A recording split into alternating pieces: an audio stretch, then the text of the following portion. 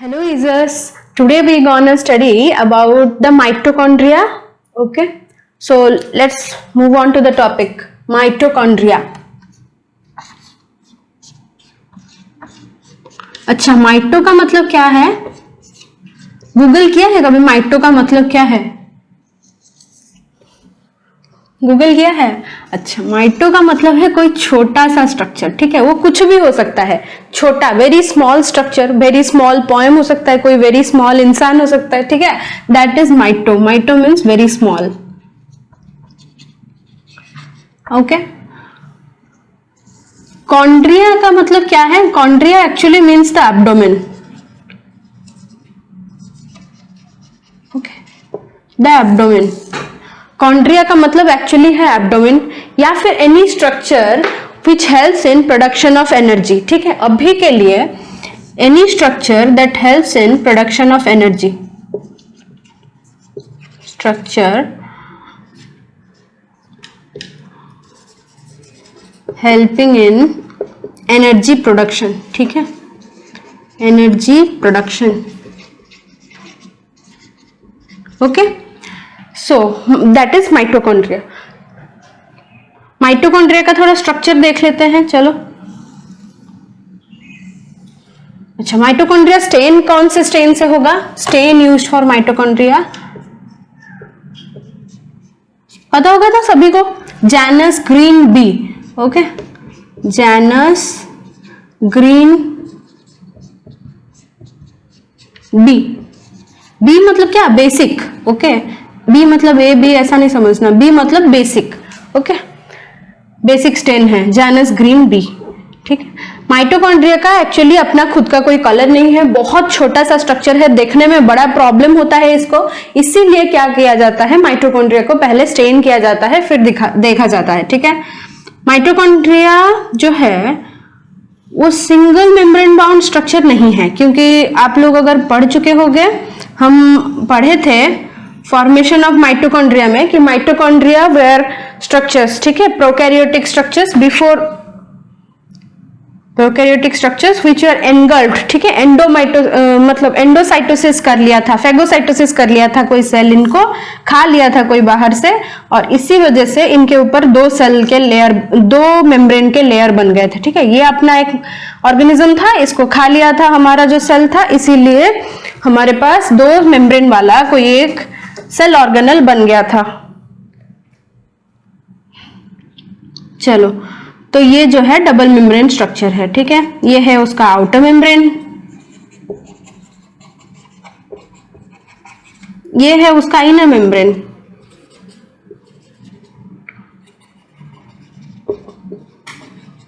ये जो है ये क्या है? Inter membrane space. Inter membrane space. Okay, ये क्या है? मैट्रिक्स. अच्छा, मैट्रिक्स क्या है? मीडियम है, सिंपल. मैट्रिक्स मतलब मीडियम. ठीक है, ये जो इनर मेम्ब्रेन है, ये जो इनर मेम्ब्रेन है, दिस इनर मेम्ब्रेन देखो ये पूरा फोल्ड हो गया है, इतना ज्यादा फोल्ड हो गया है. ये क्यों फोल्ड हुआ है? To increase the surface area. ठीक है, उनको हम बोलते हैं cristae.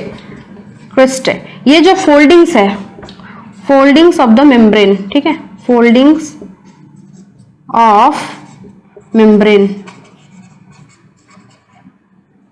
Actually cristae foldings of कोई भी मेम्ब्रेन को हम क्रिस्टे ही बोलेंगे. ठीक है, और ये क्योंकि बहुत ज्यादा फोल्ड हो गया है यहाँ पे, सो हम उसको इनर माइटोकॉन्ड्रियल मेम्ब्रेन का क्रिस्टे बोलेंगे पर्टिकुलरली. ठीक है, जो इनर मेम्ब्रेन. अच्छा, तो ये हो गई स्ट्रक्चर. ये मैट्रिक्स के अंदर क्या है, यहाँ पे क्या है, ये हम देखेंगे, बाद में देखेंगे. तो अभी थोड़ा सा देखो, what is the shape of this mitochondrium. Okay, shape क्या है इनका? क्या शेप है? दिख तो रहा है पूरा सिलिंड्रिकल शेप. आपके एनसीईआरटी में लिखा है, ठीक है, एनसीईआरटी माता ने लिखा है सिलिंड्रिकल शेप.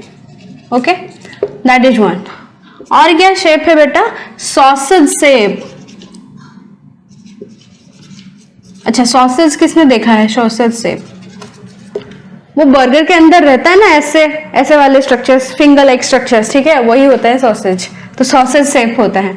इनका साइज क्या है?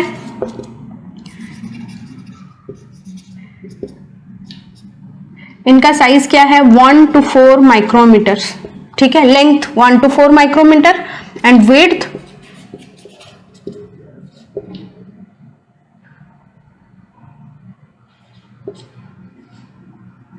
0.2 to 1 micrometre, okay, average at 5 micrometre, average at 0.5 micrometre, ठीक है, ये याद कर लीजिए बेटा, दिस इज इंपॉर्टेंट। वैसे तो एक एग्जाम में आप लोगों के उतना नहीं पूछा जाता है इसके बारे में, पर क्योंकि एनसीईआरटी में दिया है you should be knowing this facts, okay.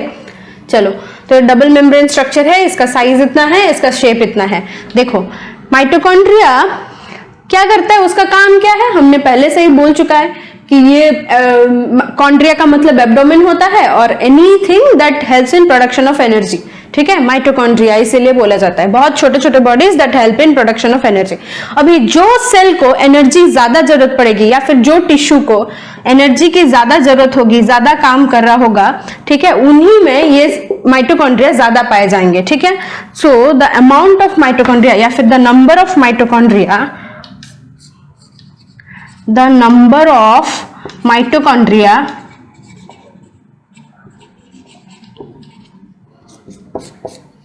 in a cell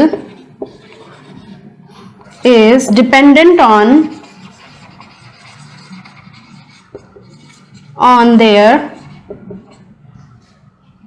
physiological activity,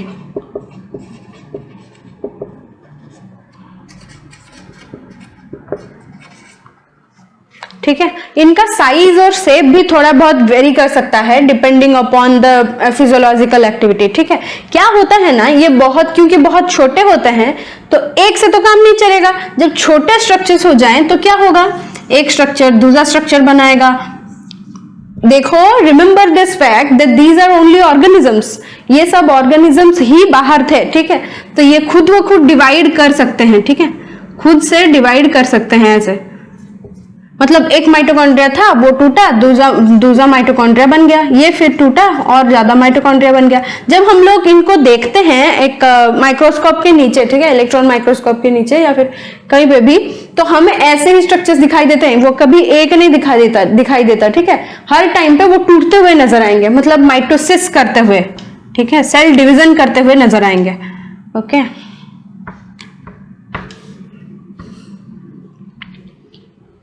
समझ में आई बात, ये हो गई, ये चीज हो गई, तो मिटा दें।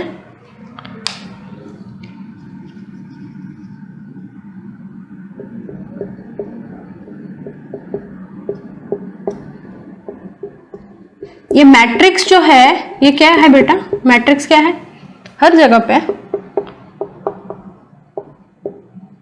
मैट्रिक्स मतलब मीडियम, जहां पे कुछ रिएक्शंस होते हो। हम पहले से ही बोल चुके थे साइटोप्लाज्म इज द मैट्रिक्स, वैसे ही, ठीक है। तो ये जो इसके अंदर जो फ्लूइड है वो क्या है, इंटरमेम्ब्रेन स्पेस में जो फ्लूइड है वो क्या है, साइटोप्लाज्म ही है, ठीक है। अबाउट 3% ऑफ द साइटोप्लाज्म, रुको इसको थोड़ा दूसरे कलर में लिख लेते हैं, about 3% of cytoplasm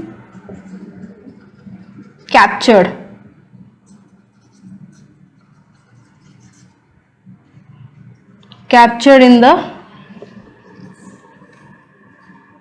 intermembrane space, IMS, ठीक है।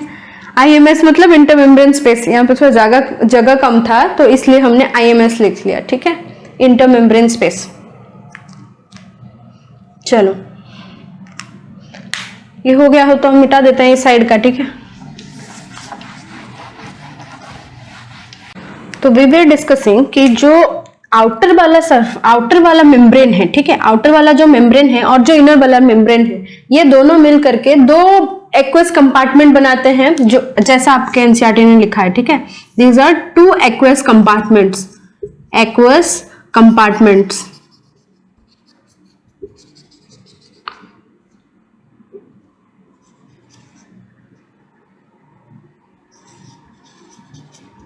ठीक है। These are two aqueous compartments. अच्छा, कुछ बच्चों को लगता है कि मैं बहुत धीरे पढ़ाती हूँ, so you can go to that increasing speed of the increasing the playback speed and then listen. Okay, कोई प्रॉब्लम नहीं है उसमें, पर जिन बच्चों को धीरे चाहिए उनके लिए सही है, ठीक है बेटा। तो सभी के लिए ठीक हो जाए इसलिए I actually teach a bit slower. Okay, चलो,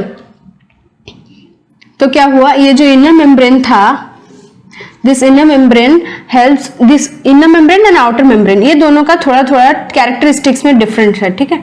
देखो क्या क्या कैरेक्टरिस्टिक्स में डिफरेंस है। ये इनर मेम्ब्रेन, ओके,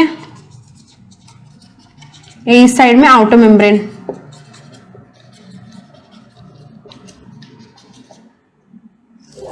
क्या क्या डिफरेंस है दोनों में, ठीक है।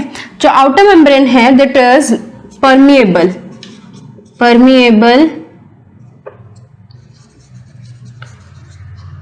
टू प्रोटीन्स, बहुत सारे प्रोटीन्स हैं जो आराम से इसके अंदर आ सकते हैं, टू सर्टन एंजाइम्स। अच्छा, प्रोटीन्स आ सकते हैं तो एंजाइम्स भी आ सकते होंगे ना, सर्टन एंजाइम्स, क्योंकि एंजाइम्स क्या है, बेसिकली तो प्रोटीन्स ही होते हैं, एंजाइम्स, ठीक है। जो इनर मेम्ब्रेन है that is impermeable,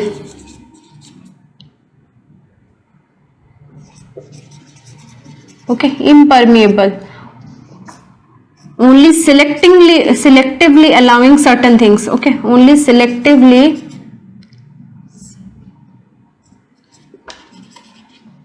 allowing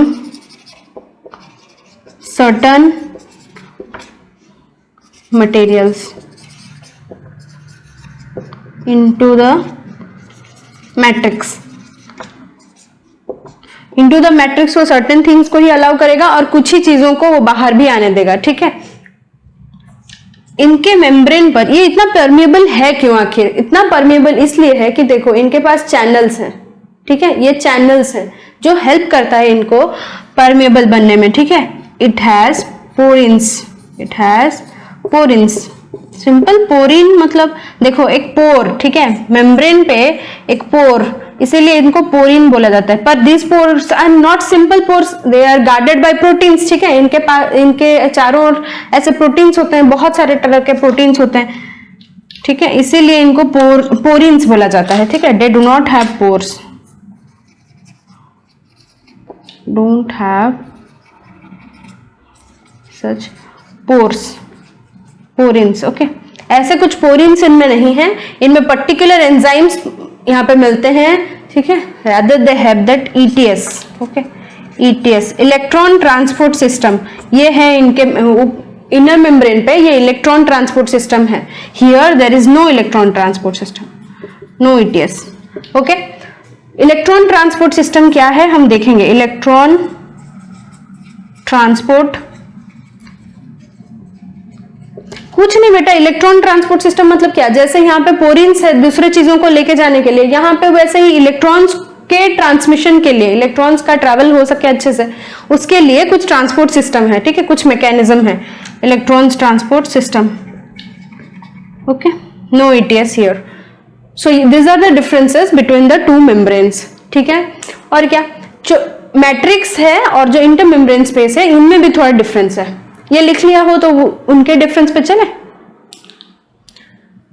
matrix में क्या हुआ, सिंपल, हम तो बात कर लिए कि वो साइटोप्लाज्म जैसा ही है, पूरा साइटोप्लाज्म ही भरा हुआ है, 3% ऑफ साइटोप्लाज्म, और क्या उनके अंदर कुछ पर्टिकुलर प्रोटीन्स है और कुछ एंजाइम्स है आउटर मेम्ब्रेन के अंदर, ठीक है।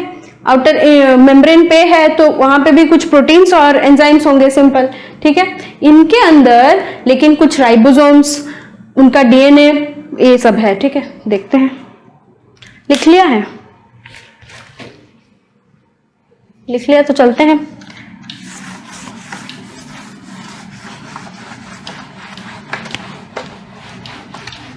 अच्छा, ये जो आप लोगों को दिख रहा है स्ट्रक्चर माइटोकॉन्ड्रिया का, वो कैसा सेक्शन है, TS है या फिर क्या है?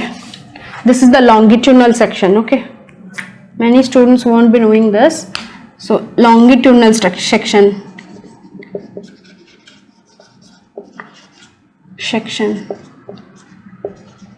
ओके। कोई भी चीज है, मान लो ऐसा वाला, ठीक है, कोई भी चीज है ऐसा वाला, ठीक है।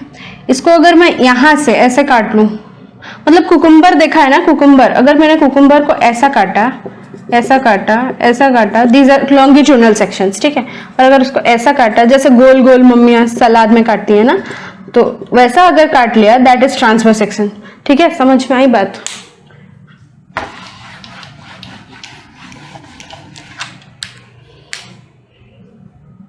लॉन्गिट्यूडनल सेक्शन में काटेंगे तभी ऐसा दिखेगा, वरना ऐसा नहीं दिखेगा, ठीक है। कुछ दूसरा तरफ का, दूसरा टाइप का दिखेगा लॉन्गिट्यूडनल सेक्शन, ठीक है।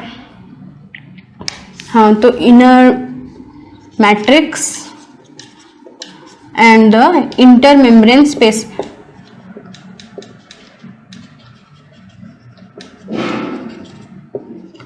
Intermembrane space, okay.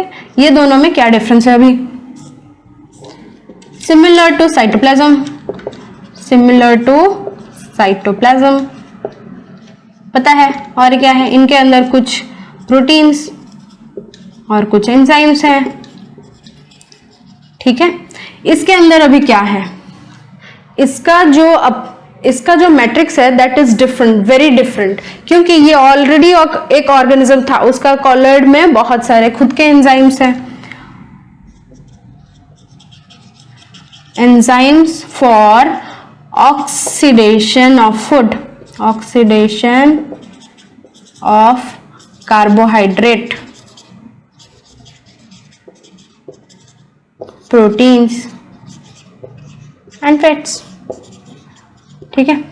Basically oxidation of glucose के लिए ऑक्सीडेशन ऑफ प्रोटीन्स और फैट्स भी फाइनली जाके ग्लूकोज के कुछ प्रोडक्ट्स, मतलब ग्लूकोज के कुछ इंटरमीडिएट्स में बन रहे होंगे और वो फिर से ऑक्सीडेशन में जा रहा होगा, ठीक है। ऑक्सीडेशन मतलब क्या? तोड़ना।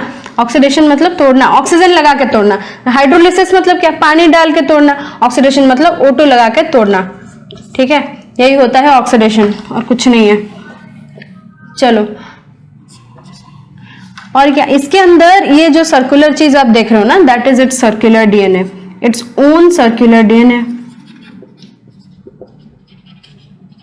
क्यों? क्योंकि एक प्रोकैरियोटिक ऑर्गेनिज्म है, ठीक है। और क्या इसके अपने राइबोसोम्स होंगे, कितने वाले हैं? 70s राइबोसोम्स अपने, ठीक है। और एंजाइम्स कहां से बन गए? कैसे बन गए एंजाइम्स? प्रोटीन से ही बने होंगे ना। और प्रोटीन्स फिर किससे बने होंगे? प्रोटीन्स एंड आरएनए, उसका अपना आरएनए भी होगा, ठीक है। राइबोन्यूक्लिक एसिड, आरएनए कहां से बने होंगे बेटा? डीएनए से। डीएनए एक बार है मतलब वो फिर ट्रांसक्राइब करके आरएनए बन गए होंगे, ओके। ये एक डीएनए था, इसका कुछ पार्ट ऐसे रेप्लिकेट किया, रेप्लिकेटेड डीएनए का कुछ पार्ट अगेन क्या हुआ? आरएनए वाले कुछ एंजाइम से पर्टिकुलरली जो इनके साथ मिलके क्या बनाए? आरएनए, एक नया कॉपी बना दिया, ठीक है।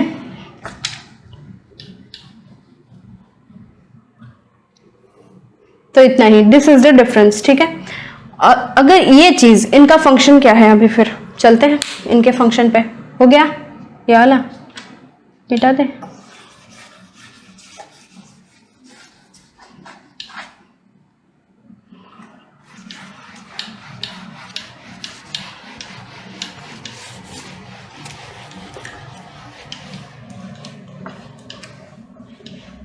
इनका फंक्शंस क्या है, ठीक है। चलो देखते हैं इनका फंक्शंस क्या है। फंक्शंस ऑफ माइटोकॉन्ड्रिया, ठीक है। माइटोकॉन्ड्रिया का जो फंक्शन है, सबसे इंपॉर्टेंट फंक्शन एनर्जी प्रोडक्शन, पहले से ही बोल चुके हैं। Energy production in the form of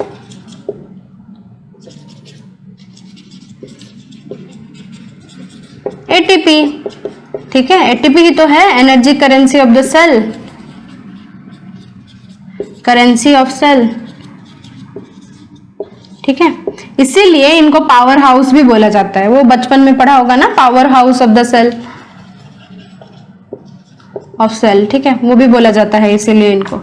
और क्या फंक्शन है माइटोकॉन्ड्रिया का? अच्छा, इसके अंदर कुछ पर्टिकुलर एंजाइम्स हैं जो हेल्प करते हैं in cell death, okay. Cell death में हेल्प करते हैं, या फिर सेल डेथ को बेटा बोला जाता है एपोप्टोसिस, एपोप्टोसिस, ठीक है। एपोप्टोसिस, कैल्शियम एब्जॉर्प्शन,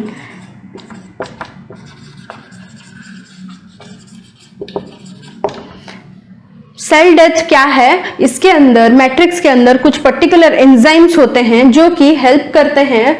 मतलब मान लो पूरा सेल की डेथ होने वाली है, मतलब वो पूरा डिग्रेड हो चुका है सेल, उसका पूरा गैंग्रीन हो चुका है जैसे मान लो सेल का, ठीक है। उस केस में इंपॉर्टेंट हो जाता है कि सेल को मार दिया जाए, ठीक है। और खुद व खुद तो मर नहीं सकता सेल, तो इसीलिए मारने के लिए एक पूरा सिस्टम है, ठीक है, पूरा एक सिस्टम है। दैट प्रोसेस, दैट कास्केड, जैसे आप बोलते हो ना कि कास्केड ऑफ रिएक्शंस, मतलब एक रिएक्शन फिर दूसरा रिएक्शन फिर उससे तीसरा रिएक्शन फिर चौथा रिएक्शन, ऐसे बहुत सारे रिएक्शंस के बाद सेल की डेथ होती है, ठीक है। वो प्रोसेस प्रोग्राम्ड सेल डेथ, उसी को बोलते हैं एपोप्टोसिस, ठीक है। और फिर क्या, कैल्शियम एब्जॉर्प्शन में बहुत ज्यादा हेल्प करता है माइटोकॉन्ड्रिया, ठीक है।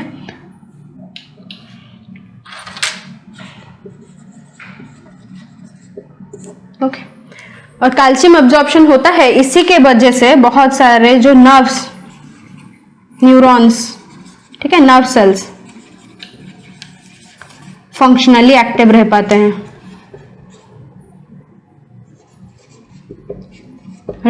ठीक है।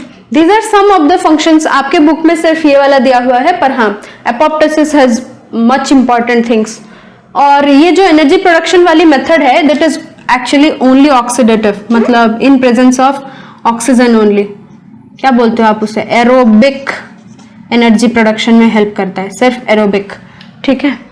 क्रेब्स साइकिल वो एरोबिक ही है ना, ठीक है। चलो, तो हम लोग क्रेब्स साइकिल में पूरा डिटेल में पढ़ेंगे कि इन पर क्या क्या एंजाइम्स हैं, क्या है, कैसा होता है, ठीक है। So these are the basic 3 functions of mitochondria. चलो, हाँ, तो चलो हम लोग चलते हैं अपने नेक्स्ट टॉपिक पर, that is chloroplast. Okay, sorry, chloroplast in particular and plastid in general. Okay, plastid in general. ये plastid basically क्या है? What are these plastids? Pigment containing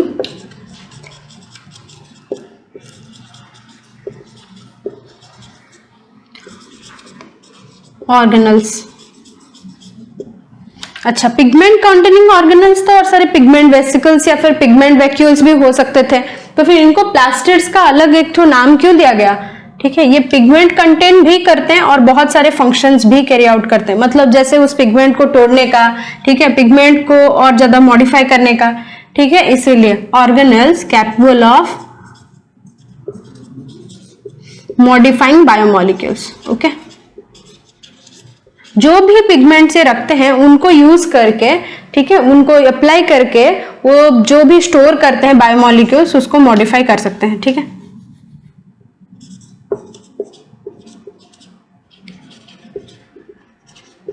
biomolecules, ठीक है, ये हो गई इनकी मेन बात, ठीक है।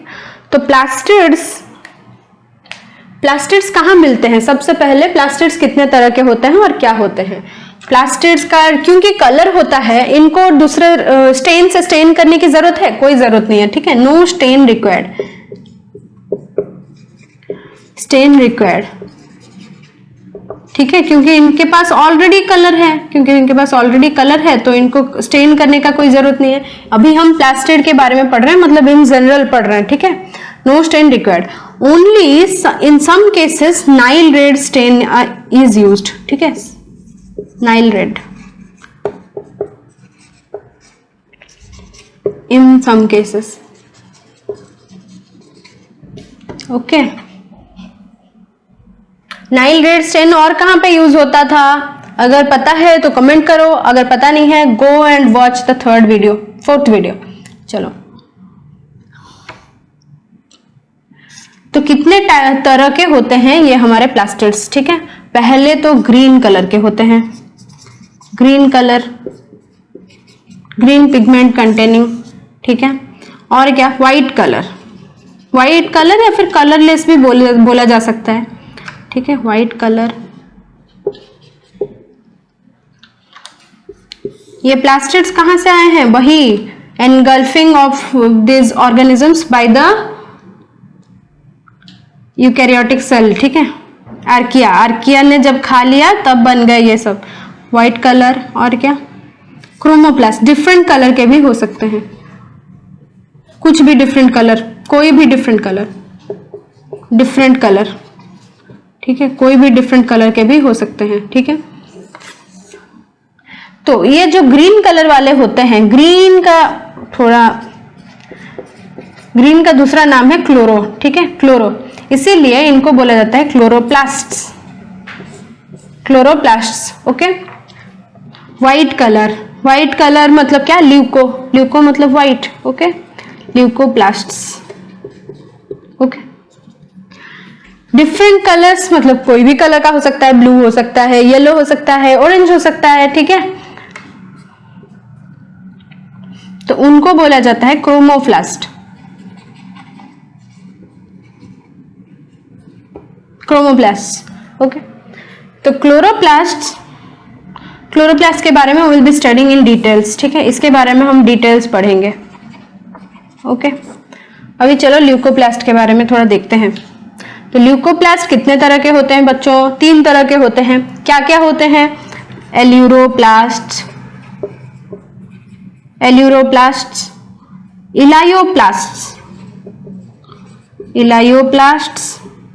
And अमाइलोप्लास्ट्स, okay, अमाइलोप्लास्ट्स।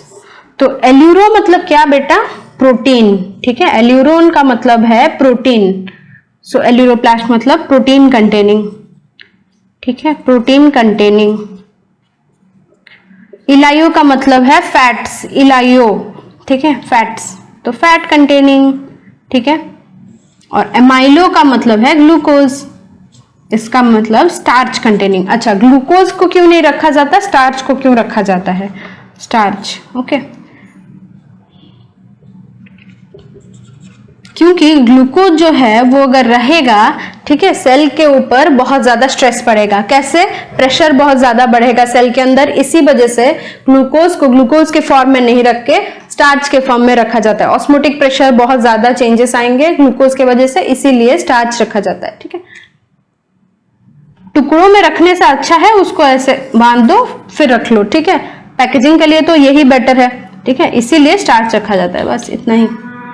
चलो, क्रोमोप्लास्ट कितने तरह के हो सकते हैं, 2 तरह के।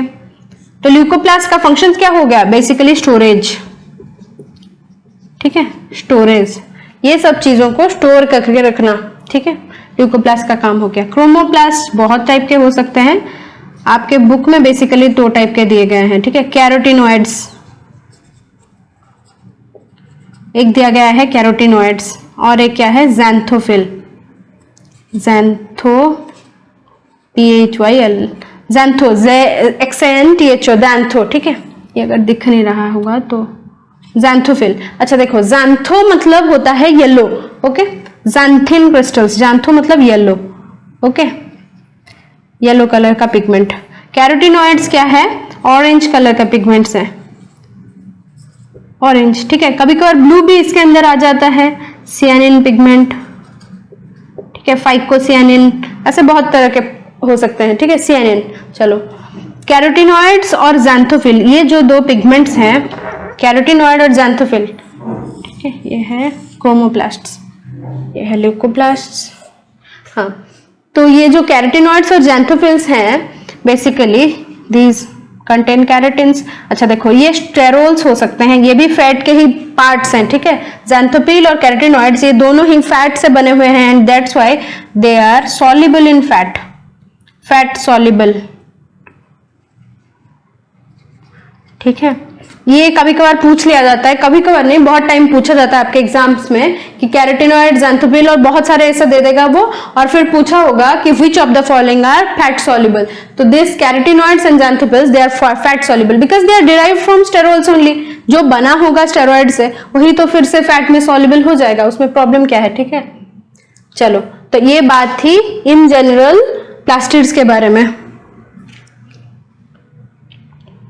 ठीक है, इसको मिटा देते हैं हम। अभी हम चलते हैं क्लोरोप्लास्ट के बारे में कि क्लोरोप्लास्ट क्या है, कैसे काम करते हैं, क्या करते हैं, ठीक है।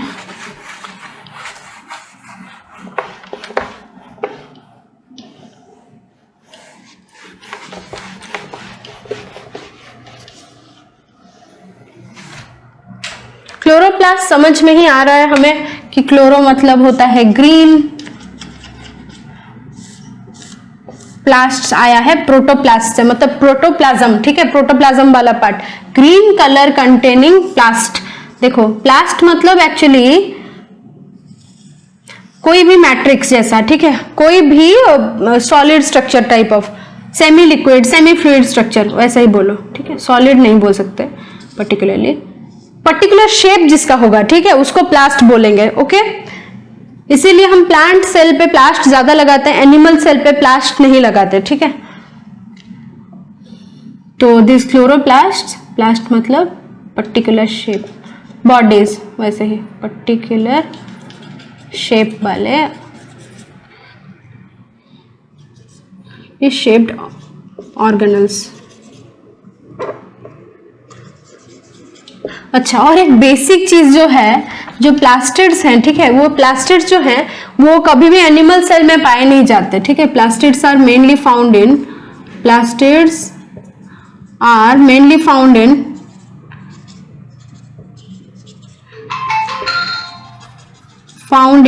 अच्छा, बैक्टीरिया में होगा क्या? प्लास्टिड्स नहीं होंगे, सिर्फ पिगमेंट हो सकते हैं जो काम करते हो, ठीक है, पर प्लास्टिड्स नहीं होंगे। Found in mainly plants, plant cell में होंगे। और कहाँ होगा? कुछ यूग्लिना है, यूग्लिना, ये तो बचपन में पढ़ा होगा तो पता होगा, यूग्लिना नहीं पढ़ा है तो भी यहाँ पे देख लो, यूग्लिना। ये क्या है? एक प्रोटिस्टा है, प्रोटिस्टा। ओके, एक पर्टिकुलर काइंड ऑफ ऑर्गेनिज्म है प्रोटिस्टा, यूनिसेलुलर यूकैरियोट्स, ठीक है, एक यूनिसेलुलर ऑर्गेनिज्म है यूग्लिना, जिसके अंदर प्लास्टिड्स पाए जाते हैं, ठीक है। ये यूग्लिना का सबसे बढ़िया फीचर क्या है पता है? ये बोथ हेटेरोट्रोपिक एंड ऑटोट्रोपिक हो सकता है। बोथ हेटेरोट्रोपिक मतलब दूसरों के ऊपर डिपेंड करके भी खाना खा सकता है और खुद से भी बना सकता है, क्योंकि उसके अंदर प्लास्टिड्स हैं, ठीक है।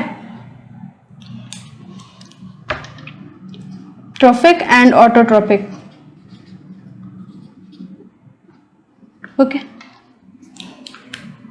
Particularly shaped organs, green in colour. चलो, तो फिर इनका जो साइज है वो क्या है? शेप क्या क्या हो सकते हैं? Basically shape, what can be the shape of chloroplast? Chloroplast can be of varied shapes, ठीक है, depending upon the organism. Organism कैसा है उस पर डिपेंड करता है। जैसे माइटोकॉन्ड्रिया में ऑर्गेनिज्म कैसा है उसके ऊपर डिपेंड करता है कि उसका शेप बेसिकली कैसा है, ठीक है। और वो इतने वेरी भी नहीं करते, मैक्सिमम सिलिंड्रिकल ही होते हैं। खाली स्पर्म सेल्स में आपके माइटोकॉन्ड्रिया जो है ऐसे स्पाइरल वाले मिलते हैं हमें, स्पाइरल माइटोकॉन्ड्रिया, ठीक है, स्पर्म सेल्स में, ह्यूमन बॉडी में, ठीक है। पर इनका शेप तो बहुत ज्यादा वेरिएबल है, बहुत ज्यादा वेरिएबल है ऑन द बेसिस ऑफ ये, ठीक है। कुछ होते हैं ओवल, ओवल तो बेसिक शेप है, स्फेरिकल, डाइस्क्वायड। अच्छा, ये डाइस्क्वायड क्या है? डाइस्क्वायड क्या है? Disc shape, okay, dish shape को डाइस्क्वायड बोलेंगे। और क्या? लेंस शेप्ड हो सकते हैं, लेंस शेप मतलब ऐसे वाले। अच्छा, बाई कॉन्केव हो गया तो उसको डिस्क शेप बोल सकते हैं, पर ऐसे लेंस जैसा बाई कॉन्वेक्स ऐसा वाला होगा तो उसको लेंस शेप बोलेंगे, ठीक है। ओवल, स्फेरिकल, डाइस्क्वायड, रिबन लाइक किसी किसी में, ठीक है, रिबन लाइक, और किसी किसी में स्पाइरल भी हो सकता है, स्पाइरल, ठीक है। स्पाइरल क्लोरोप्लास्ट किस में पाया जाता है?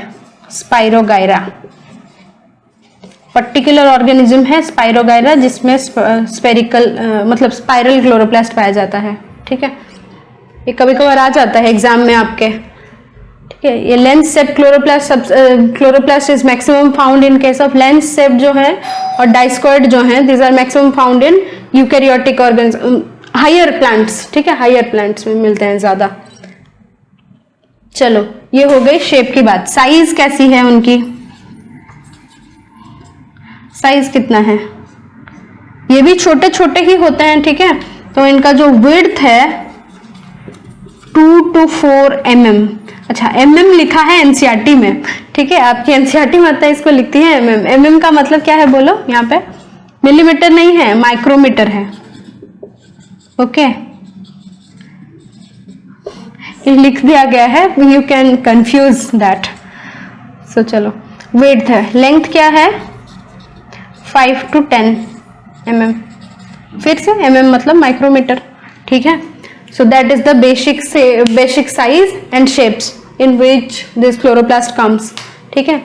और इनके नंबर कितने होते हैं एक सेल के ऊपर, वही सेल के ऊपर डिपेंड करता है, उसकी एनर्जी रिक्वायरमेंट के ऊपर डिपेंड करता है, उसके बेसिकली क्लोरोप्लास्ट का काम क्या है, फूड प्रोडक्शन, ठीक है। फूड प्रोडक्शन है इसका काम बेसिक। तो जैसा जितना फूड चाहिए होगा, जितना बड़ा ऑर्गेनिज्म होगा उतने ज्यादा क्लोरोप्लास्ट होंगे, ठीक है।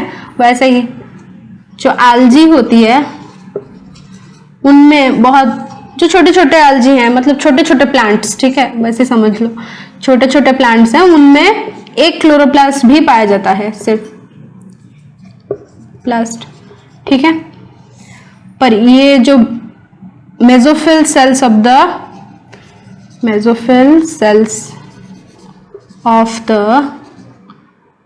लीव्स, ठीक है।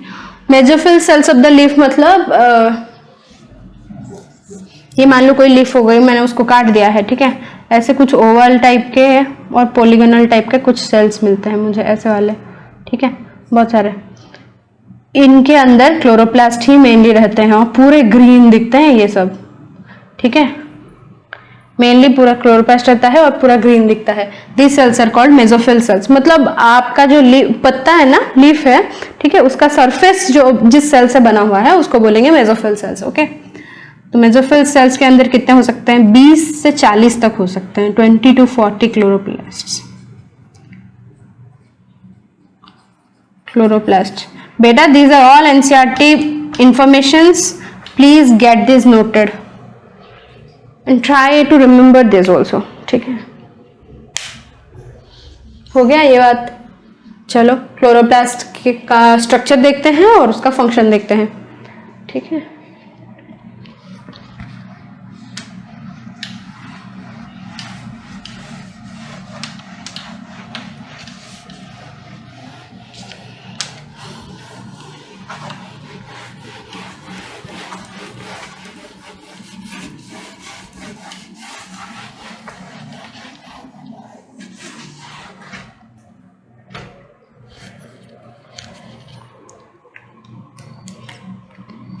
तो क्या क्लोरोप्लास्ट का स्ट्रक्चर,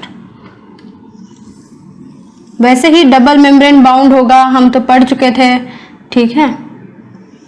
पर one thing is that it will not having such an cristae, ठीक है, वो क्रिस्टे नहीं होगा इसमें, बस वही बात है सिर्फ।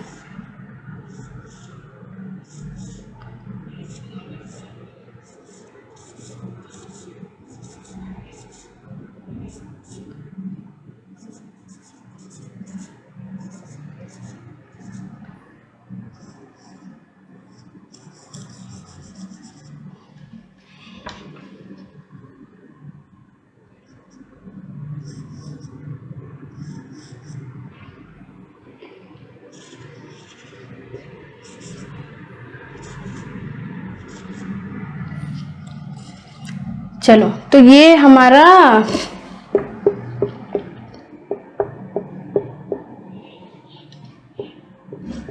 वही सब दो मेम्ब्रेन्स है, एक मेम्ब्रेन बना है पूरा हमारा जो प्लाज्मा मेम्ब्रेन से, दूसरा वाला मेम्ब्रेन उसके ऊपर ऑलरेडी था क्योंकि ये एक ऑर्गेनिज्म था, ठीक है।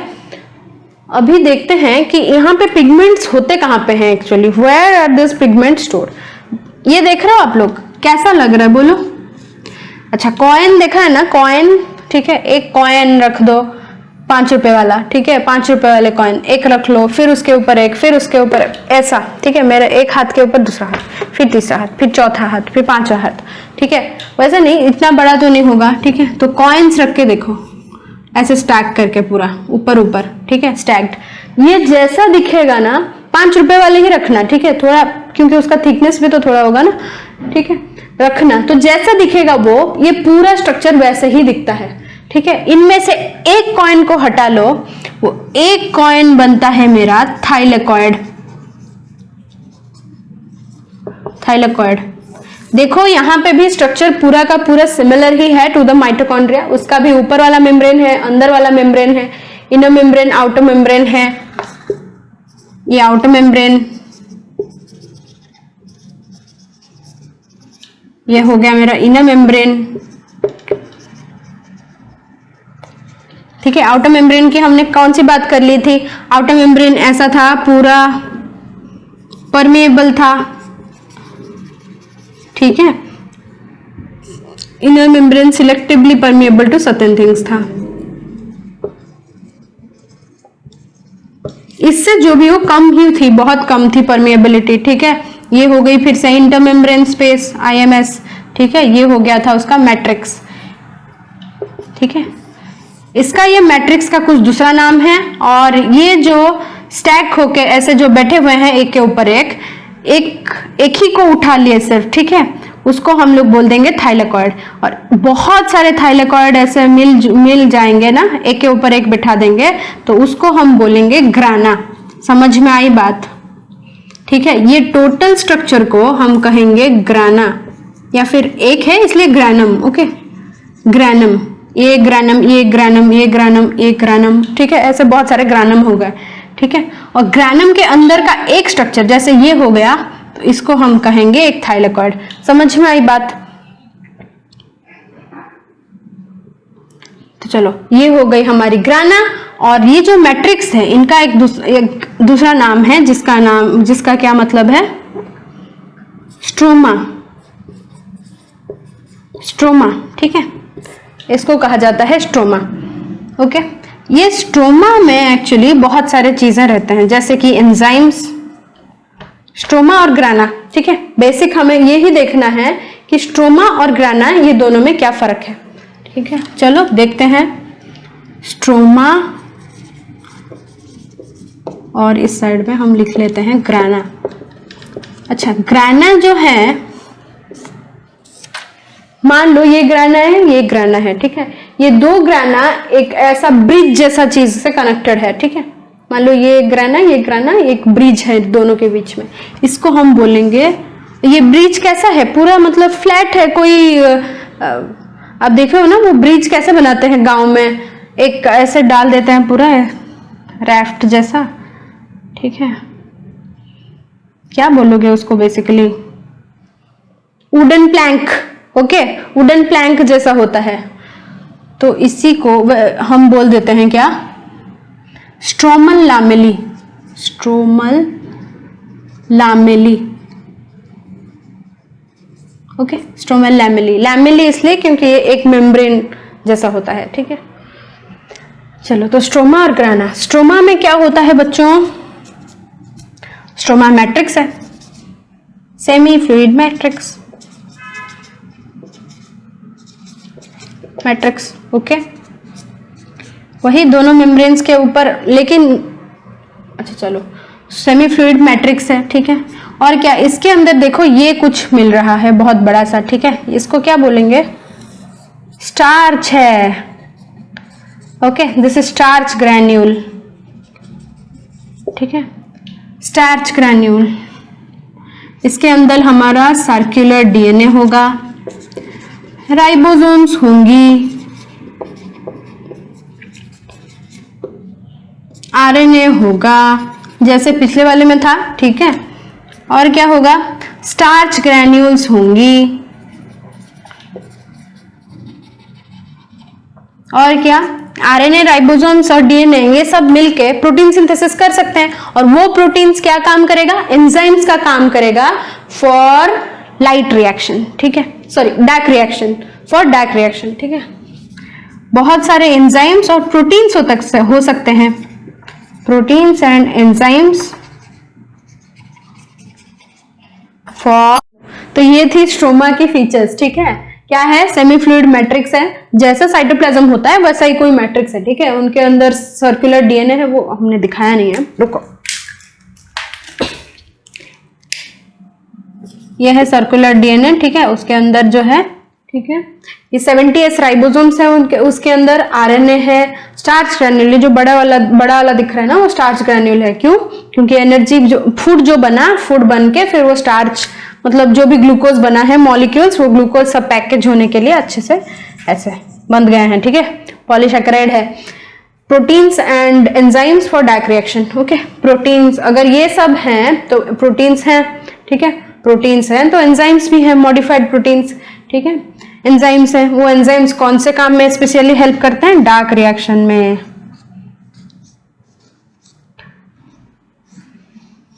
ये डार्क रिएक्शन क्या है? Basically glucose formation. चलो, ग्लूकोज फॉर्मेशन में, ओके, फॉर्मेशन में हेल्प करते हैं। बस इतना सही बात है, इतनी सी बात है, ठीक है। चलो, स्ट्रोमा की बात हो गई। अभी चलो ग्राना के बारे में थोड़ा बात करते हैं। ग्राना क्या है, क्या नहीं है, ठीक है।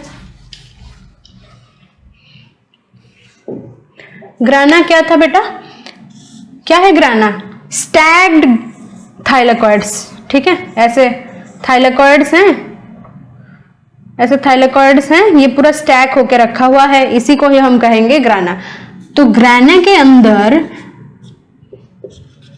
The फोटोसिस्टम्स are found. अभी आप पूछोगे कि फोटोसिस्टम क्या है? Systems are found. Okay, photosystem क्या है? फोटोसिस्टम्स आर पार्टिकल्स, या फिर ऐसे बोल दो कि कोई एंटीना है, ठीक है, एंटीना, कोई रिसीवर है, ठीक है, कोई ट्रांसड्यूसर, कोई रिसीवर है, ठीक है।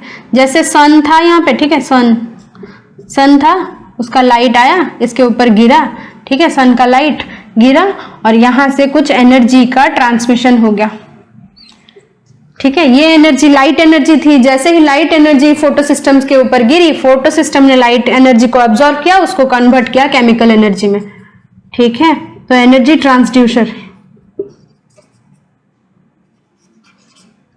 Okay, so photosystems are particles with pigments. बहुत सारे पिगमेंट्स होते हैं, ऐसा नहीं है कि एक ही सिर्फ पिगमेंट होगा, ठीक है। एक यहाँ पे एक पिगमेंट बीच में होगा, उसको प्रोटेक्ट करने के लिए, और ऐसे साइड में, फिर और साइड में कुछ दूसरे तरफ का पिगमेंट, ठीक है, ऐसे ऐसे पूरा स्ट्रक्चर होगा कुछ, ठीक है। उन्हीं को फोटोसिस्टम्स कहा जाता है। तो बेसिक उनका काम है ये फोटोसिस्टम्स। और ये फोटोसिस्टम्स के अंदर क्या होता है? एनर्जी का ट्रांसडक्शन होता है, मतलब एक फॉर्म से एनर्जी दूसरी फॉर्म में जाती है। Light energy is converted into chemical energy, ठीक है। ये कैसे होता है और कहाँ होता है? बेसिकली देखो, ये जो थाइलेकॉइड है बेटा, ये थाइलेकॉइड है, ठीक है। ये थाइलेकॉइड का एक अंदर वाला पोर्शन है, और एक मान लो ये एक 5 रुपए का कॉइन है, ठीक है। वो 5 रुपए के कॉइन के अंदर का जो भी हिस्सा है, वैसे तो हम कॉइन के अंदर नहीं जा सकते, पर ये अपने में और एक स्ट्रक्चर है, ठीक है। मान लो ये एक छोटा सा स्ट्रक्चर, उसके ऊपर और एक स्ट्रक्चर और एक मेम्ब्रेन, ठीक है। थाइलेकॉइड का एक मेम्ब्रेन है, उसके अंदर का कुछ हिस्सा है, ठीक है। ये है हमारा थाइलेकॉइड मेम्ब्रेन।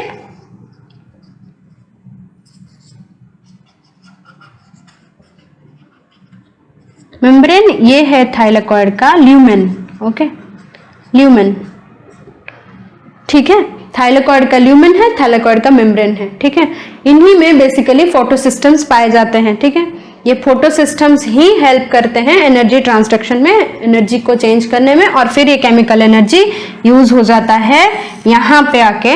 यही प्रोसेस को तो हम बोलते हैं लाइट रिएक्शन, ठीक है, light reaction. So light reaction के लिए जो भी एंजाइम्स एनर्जी जो भी चाहिए होंगी, एंजाइम्स जो भी चाहिए होंगी, वो सब ग्रैनम में ही पाया जाएगा, ठीक है। ग्रैनम में और स्ट्रोमल लैमेली में भी, ठीक है। यहाँ पे दूसरे फोटोसिस्टम्स, यहाँ पे दूसरे फोटोसिस्टम्स होते हैं, वो हम बाद में देखेंगे, ठीक है। लाइट रिएक्शन, ये जो केमिकल एनर्जी यहाँ बन गई, ये केमिकल एनर्जी फिर आके यहाँ पे यूज हो जाएगा डार्क रिएक्शन के टाइम पे, ठीक है, फॉर ग्लूकोज फॉर्मेशन। चलो, इतनी हो गई बात इनके काम के बारे में। इनके काम के बारे में हमें पता चल गया, सब हो गया, ठीक है, काम खत्म इनका, गेम ओवर। अभी चलते हैं हम, सबसे इंपॉर्टेंट चीज क्या है? सबसे अच्छा हमने तो रखा नहीं, स्क्रीनशॉट जो ले लिए हो बहुत अच्छी बात है, जो लोग नहीं लिए हो, ठीक है, डू नॉट वरी, नोट्स में मिल जाएगा।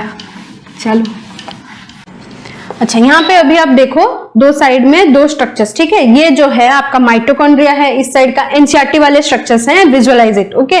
ये है आपका माइटोकॉन्ड्रिया जो आपके एनसीईआरटी में दिया गया है, ये है आपका क्लोरोप्लास्ट जो एनसीईआरटी वाला स्ट्रक्चर है, ठीक है। Just visualize this for a minute.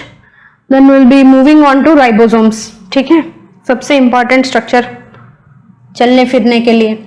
अच्छा, ये जो दो स्ट्रक्चर माइटोकॉन्ड्रिया एंड क्लोरोप्लास्ट, ठीक है, they can both divide by fission, ठीक है, माइटोकॉन्ड्रिया एंड क्लोरोप्लास्ट। क्यों हो सकता है इनका डिवीजन? क्योंकि वो ऑर्गेनिजम्स हैं बेटा, ठीक है, उनके अंदर अपनी जीन्स हैं जो कंट्रोल करते हैं, या फिर उनके अंदर ही क्यों वो सारे एंजाइम्स पाए जाते हैं, बाहर कहीं नहीं पाया जाता, ठीक है। Can divide by fission. हालांकि आपके बुक में सिर्फ माइटोकॉन्ड्रिया के डिवीजन के बारे में बताया गया है, ठीक है। NCERT only says about the division of mitochondria, can divide by fission. Fission मतलब क्या? एक सेल था वो टूटा, एक सेल था वो पहले कुछ ऐसा वाला स्ट्रक्चर बनेगा 8 जैसा, फिर ये 2 स्ट्रक्चर बन जाएंगे, ठीक है, यही होता है फिजन। बस इतनी बात है, ठीक है। अभी चलो चलते हैं राइबोसोम्स पे।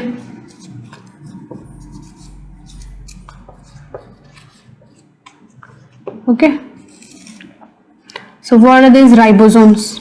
हम ऑलरेडी बात कर चुके थे प्रोकैरियोटिक राइबोसोम्स की, ठीक है। प्रोकैरियोटिक राइबोसोम्स क्या होते हैं, क्या नहीं होते हैं, दैट विल बी। अच्छा, अगर आपको प्रोकैरियोटिक राइबोसोम्स के बारे में फिर से देखना है, so go and watch the 3rd video, ठीक है, 3rd लेक्चर, जाओ सर्च करो स्पैडेज सेल बायोलॉजी वीडियो लेक्चर 3, ठीक है, लेक्चर 3 या फिर सेशन 3। चलो, राइबोसोम्स 2 तरह के होते हैं। क्या बोले जाता है इनको? पैलेडे पार्टिकल्स, डिस्कस कर लिया था ना, पैलेडे पार्टिकल्स, ठीक है। कहां पे होते हैं? बेसिकली आरईआर में हो सकते हैं, या फिर फ्री राइबोसोम्स भी हो सकते हैं, आरईआर के ऊपर अटैच्ड हो सकते हैं,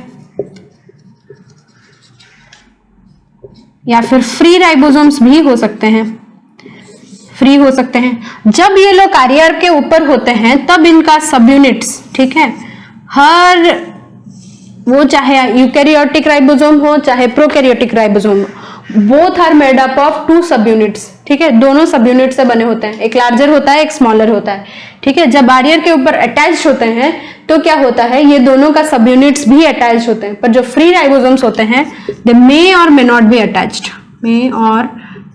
attached, not be subunit together, may not be together। क्या टुगेदर नहीं हो सकते? उनके सब यूनिट्स, ठीक है, टुगेदर।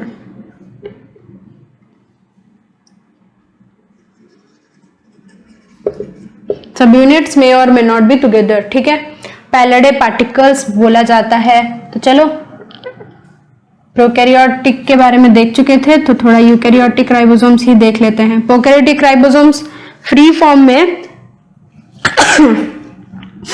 कुछ ऐसे वाले स्ट्रक्चर्स में मिलते हैं, ठीक है। 70S राइबोसोम्स होते हैं प्रोकैरियोटिक राइबोसोम्स। S क्या होता है? Sedimentation coefficient. इसका मतलब क्या है? कितना टाइम लगता है उसको सेटल डाउन होने में, ठीक है, वही होता है सेडिमेंटेशन कोफिशिएंट। जब आप सेंट्रीफ्यूज कर रहे हो, ऐसे घुमा रहे हो, ठीक है, 10 to the power -13 सेकेंड्स के कितना factor, 10 to the power -13 seconds का कितना बड़ा फैक्टर है, ठीक है, वही होता है स्पेदबर्ग्स यूनिट या फिर सेडिमेंटेशन कोफिशिएंट।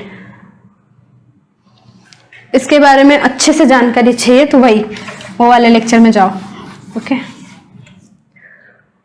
जरूरत नहीं है बेटा। चलो, हाँ, यहाँ पे कुछ mRNA हो गया, ओके, और ऐसा कुछ स्ट्रक्चर ऐसे लगा होता है, ठीक है, बीच में mRNA है और ऐसे सब राइबोसोम्स यहाँ पे बैठे हुए हैं। ये क्या करेंगे बेटा? ट्रांसलेशन, ठीक है, प्रोटीन सिंथेसिस करने में ये स्ट्रक्चर बड़ा काम आता है। इसको बोला जाता है पोलीसोम और पॉलीराइबोसोम।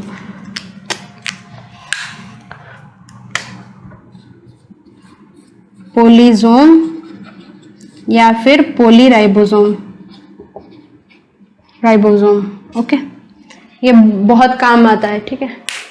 क्यों काम आता है देखो, क्योंकि यहां से एक प्रोटीन बन सकता है, यहां से फिर एक प्रोटीन बन सकता है, यहां से फिर एक प्रोटीन बन सकता है, और भी आगे होंगे तो और भी एक एक प्रोटीन बन सकता है। तो एक टाइम में हमें बहुत सारी प्रोटीन की चेन मिल जाती है, वो भी सेम एक प्रोटीन की, ठीक है। इसीलिए इसको एम्पलीफायर भी बोला जाता है। It helps in amplification of proteins.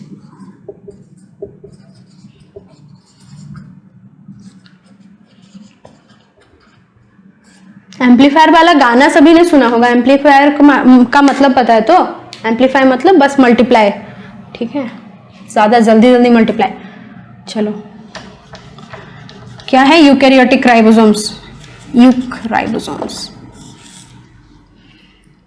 ATS ribosomes हैं, उसका होता है एक 60S वाला सब यूनिट, एक है 40S वाला सब यूनिट, ठीक है। ये 60S वाले सब यूनिट्स किससे बने होते हैं, RNA और प्रोटीन्स। यह तो हम लोग डिस्कस कर चुके थे कि RNA और प्रोटीन से ही बने होते हैं, ठीक है। ये भी RNA और प्रोटीन्स, ठीक है, ठीक है। चलो तो RNA इसमें क्या होता है, इसमें क्या होता है, चलो इसका सबसे बड़ा जो होता है वो होता है 28S वाला RNA, ठीक है। S मतलब क्या है बच्चों, देखो 28 × 10⁻13 सेकेंड्स के बाद वो सेटल डाउन हो जाता है। जब आप सेंट्रीफ्यूगेशन ऐसे ऑन करते हो ना मशीन, वहां से लेकर 28 × 10⁻13 सेकेंड्स के बाद वो सेटल डाउन हो जाता है। इसके साथ एक छोटा सा ऐसा लगा होता है, ठीक है, छोटा सा डबल स्ट्रैंड करने के लिए। मतलब मान लो ये एक मेरा पूरा लंबा सा हाथ है, ठीक है, यहाँ पे एक छोटा सा लग गया है बस, ठीक है, तो ये डबल स्ट्रैंड हो गया ना।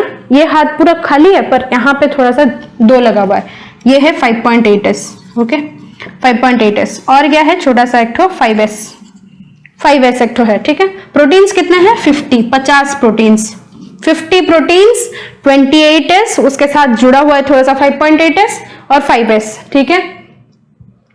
यहाँ पे जो RNA है वो स्मॉलर वाले सब यूनिट में, ये हो गई बड़ी वाली सब यूनिट के बाद। स्मॉलर वाले सब यूनिट में जो है RNA, उसका कितना मतलब वो कितना बड़ा है, 18S, ओके, 18S RNA सिर्फ।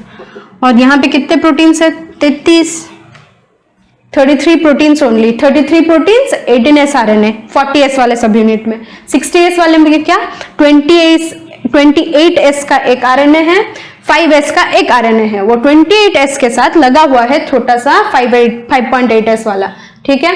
और इसमें प्रोटीन्स कितने हैं, 50 प्रोटीन्स, ओके। चलो ये हो गई बात हमारी यूकैरियोटिक राइबोसोम्स की। ये याद रखने की कोशिश करो, क्योंकि जब हम लोग मॉलिक्यूलर मैकेनिज्म्स पढ़ेंगे ना, ठीक है, कि कैसे होता है ये सब फंक्शंस, कैसे राइबोसोम्स हेल्प करते हैं, उसमें ये सब RNA का बहुत ज्यादा फंक्शन है, ठीक है। So better if you remember, screenshot ले लो यार, जल्दी हो जाएगा। चलो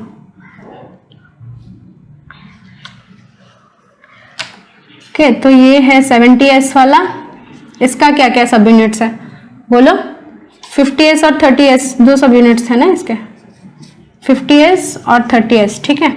यहाँ पे भी RNA थे, यहाँ पे 28S के जगह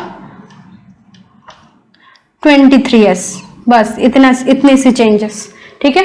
यहाँ पे 2 और नहीं है, 5.8S वाला नहीं है, सिर्फ 28 का 23S हुआ है, और वो 5S भी है साथ में, ठीक है, 5S भी है और 23S भी है। और यहाँ पे 50 प्रोटीन्स के जगह पे बड़े वाले सब यूनिट में 31 प्रोटीन्स करो, 31 प्रोटीन्स,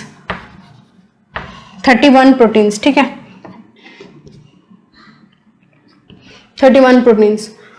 प्रोकैरियोटिक देख रहे हैं, यहाँ पे यूकैरियोटिक लिखा हुआ है, कोई तो कंफ्यूज हो जाओगे, प्रोकैरियोटिक, ठीक है, ये प्रोकैरियोटिक का है, 31 प्रोटीन्स। यहाँ पे इसका नीचे वाले सब यूनिट में, मतलब सॉरी छोटे वाले सब यूनिट में इसका,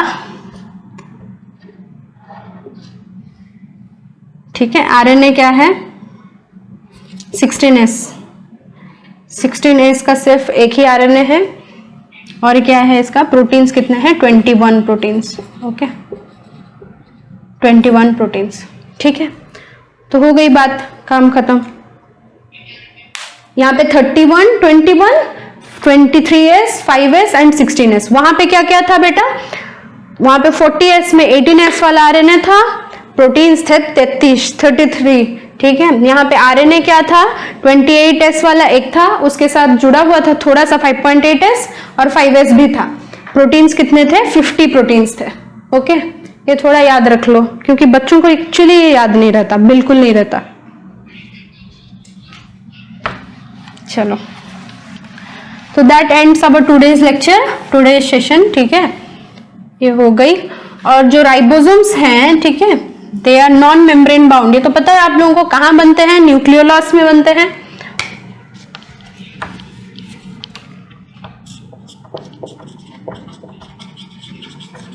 formed in the nucleolus, in nucleus, ठीक है, न्यूक्लियोलस में बनते हैं। न्यूक्लियोलस क्या है हम देखेंगे। न्यूक्लियोलस, मान लो ये पूरा मेरा न्यूक्लियस है, ठीक है, यहाँ पे पूरा क्रोमेटिन भरा हुआ है।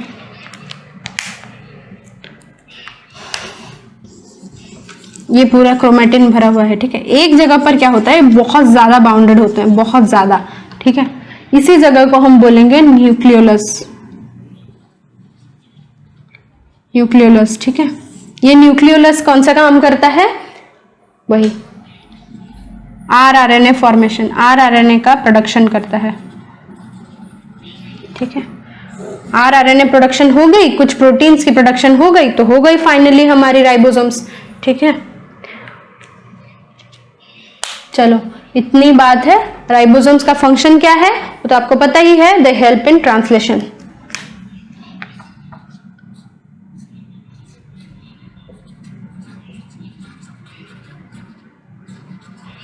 हेल्प इन प्रोटीन सिंथेसिस, ठीक है,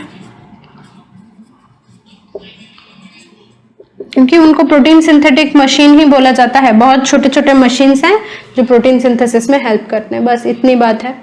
so that ends our topic today.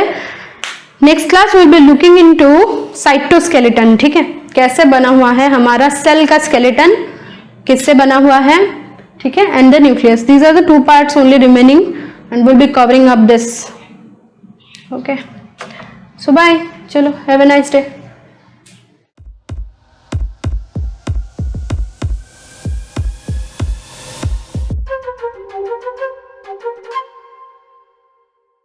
Letting you think out of box.